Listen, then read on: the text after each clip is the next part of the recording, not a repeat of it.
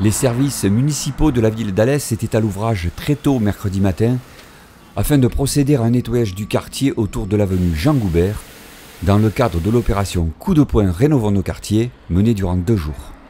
Tout a commencé par la vérification et, si nécessaire, le nettoyage des avaloirs du réseau pluvial et des ruisseaux, comme ça avait été le cas en centre-ville précédemment. Après ce travail important pour éviter les risques d'inondation dans ce quartier proche du Bruège, les différentes équipes dépêchées sur place ont commencé un long chantier de surface. Nos collègues de la propreté passent d'abord, les herbes sont coupées, les rues sont nettoyées, balayées, lavées, et ensuite les équipes de la voirie procèdent là à une réfection de la chaussée en mi-couche.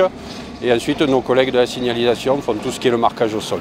Un travail collectif organisé et qui répond à un cahier des charges strict. Notre travail service nature consiste à débroussailler les trottoirs, puisque comme vous le savez, on est passé au zéro phytosanitaire, donc on n'a plus le droit d'utiliser des herbicides. Et pour ce fait, on débroussaille les trottoirs avec l'aide de rotofil. Après notre passage, le service propreté souffle et balaye les rémanents. C'est une opération qui permet de donner un bon coup de propre dans le quartier et c'est particulièrement bien perçu. Du côté des riverains justement, cet usager du chemin du Bruège n'a pas caché sa satisfaction. Il a pu aisément se débarrasser de ses branchages dans les bennes à végétaux spécialement déposés à proximité de son domicile. Un gros service, ça évite de brûler.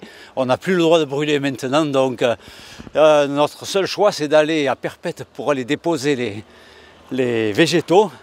Et là, c'est sous la main, 1 fois par mois, c'est formidable. En effet, chaque mois, ces opérations coup de poing s'organisent dans les quartiers périphériques de la ville afin de répondre aux nécessités relevées lors du passage de la police rurale, mais aussi en fonction des doléances des riverains. Ce sera notamment très prochainement le cas route de Saint-Jean-du-Pin, chemin de la Glaisette et dans le quartier de Saint-Germain.